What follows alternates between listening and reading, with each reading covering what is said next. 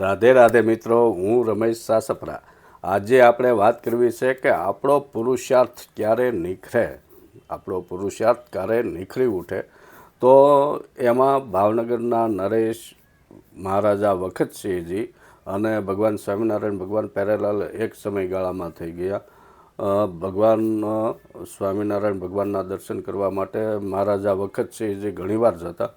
એમાં એક દિવસ દર્શન કરવા ગયેલા, એમાં ભગવાને જે એમને ડગલો પહેરેલો હતો, ડગલી એ પહેરેલી હતી, એ ભગવાનના દર્શન કરીને તો એને ખૂબ આનંદ થયો. પણ એ જે પહેરેલું વસ્ત્ર હતું ભગવાનના ડગલી, એ જોઈને મહારાજાને ખૂબ ગમી ગઈ. પણ ત્યાં તો કાંઈ બોલાય નહીં, એટલે દર્શન કરીને પાછા આવ્યા ભાવનગર.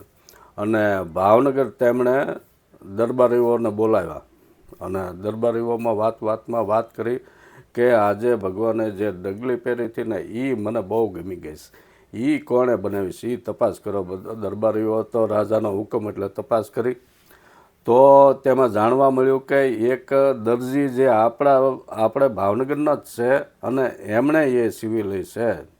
તો એ દરજીની તપાસ કરવામાં આવી અને દરજીને બોલાવ્યો અને તેને કહ્યું કે ભગવાને જે આ ડગલી પહેરેલી હતી ને એવી જ મારા માટે એક તું બનાવી દે.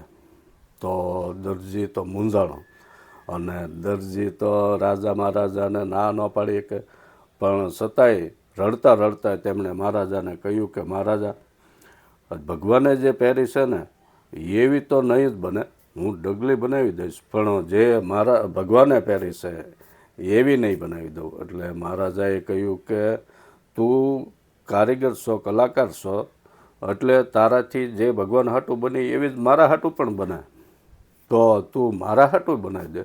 છતાં દરજીએ રડતા રડતા કહ્યું કે મહારાજ સાહેબ, એ કે ભગવાન હાટું જે મેં ડગલી સીવી છે એમાં મેં હેતના ટેભા ભર્યા છે.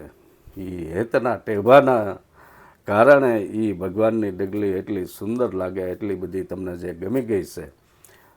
તો આ મિત્રો, આ વાત ઉપરથી આપણે એ બોધપાઠ લઈ શકીએ કે આપણે જે પણ કાર્ય કરીએ એ કાર્યમાં જો હેતના ટેભા ભરાય તો એ કાર્ય દીપી ઉઠે, ખીલી ઉઠે અને આપણું કાર્ય સમાજને, જગતને સારું લાગે એવું બને. આવી સરસ મજાની વાતો લઈને ફરી પાછા મળશું. રાધે રાધે.